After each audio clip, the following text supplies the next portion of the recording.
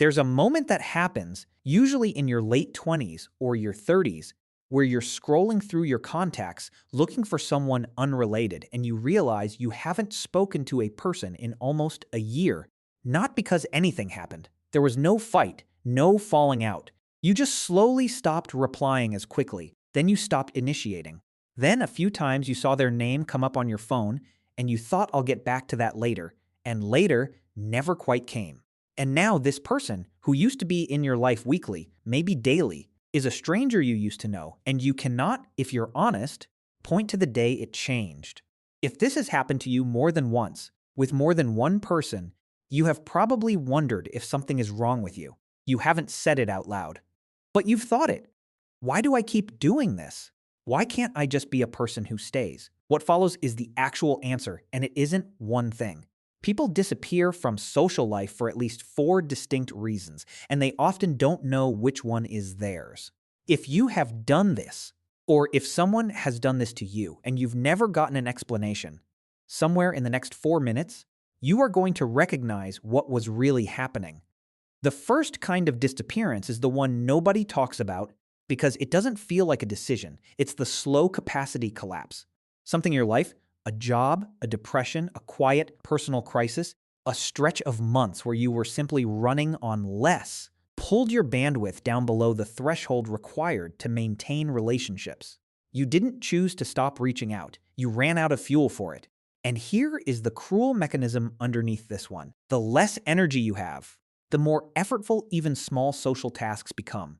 Answering a text feels like a project. Planning a coffee feels like climbing a hill. So you delay.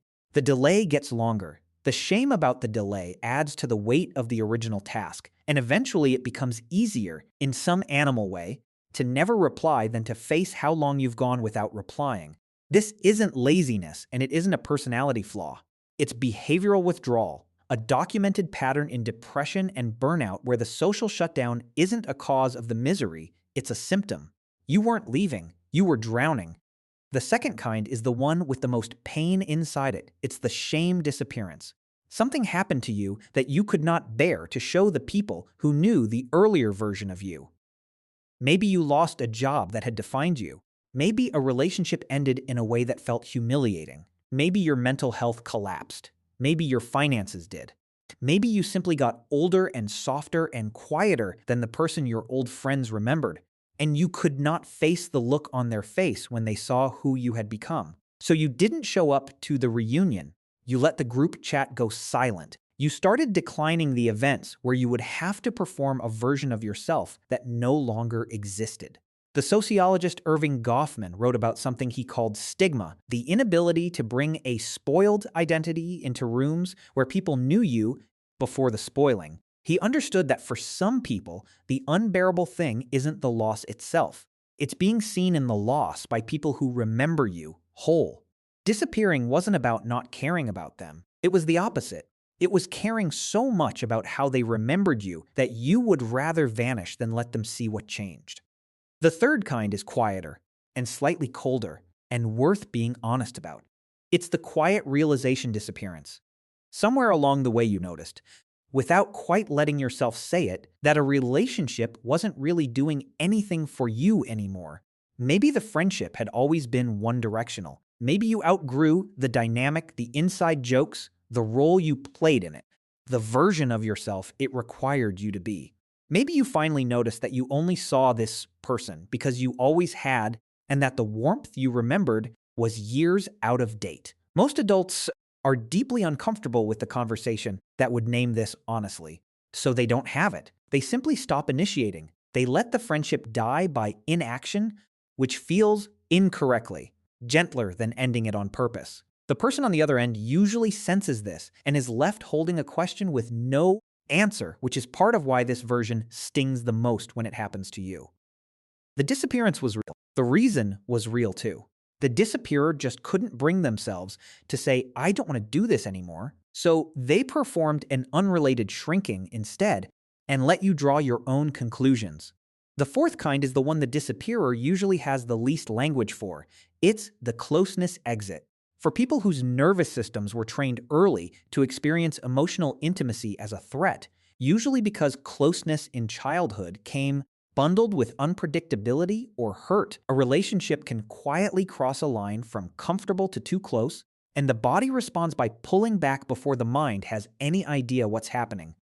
Researchers studying avoidant attachment call this deactivation, a set of automatic strategies the nervous system runs to put space between itself and a connection that has started to feel like risk. The disappearer doesn't experience this as a decision. They just notice they don't feel like texting back, then don't feel like seeing the person, and slowly drift out of range. If you ask them why, they'd give you a vague answer because they genuinely don't have a precise one.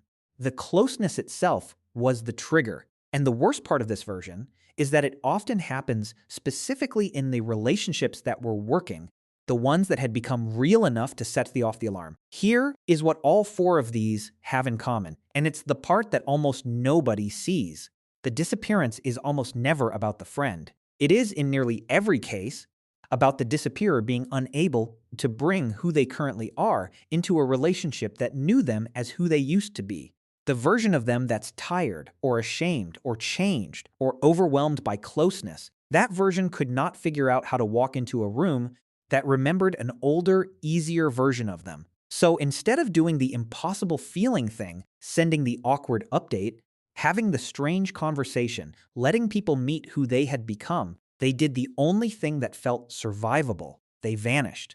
The disappearance was, underneath all four versions, a failure to update, an inability to let people they loved see who they were now. So if you have done this, here is what's actually true about you. You are not cold and you are not broken. You are someone who, in a hard stretch of your life, did not know how to let yourself be seen mid-change.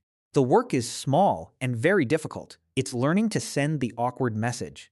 I went quiet because I didn't know how to keep showing up as the person I used to be. I'm not that person anymore. I'm still here. That sentence, sent to one person, ends more disappearances than any other action you could take. And if someone has done this to you, if you've been carrying a friendship-shaped wound with no explanation attached to it, try, if you can, to hold this lightly. The disappearance was almost certainly not about you. They were not rejecting you. They were hiding from a version of themselves they did not know how to introduce to you. You don't need to chase.